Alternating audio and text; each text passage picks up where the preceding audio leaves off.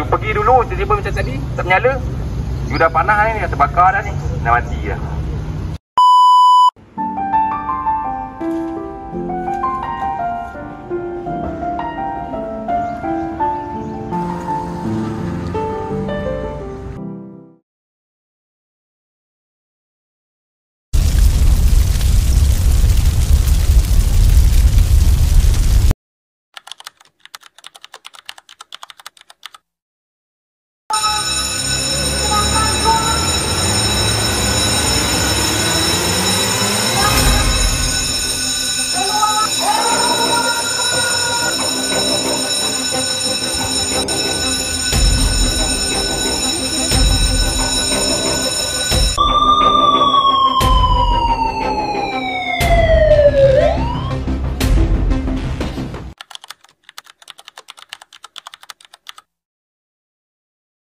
Penguncian bangunan di Pustakaan MPSJ.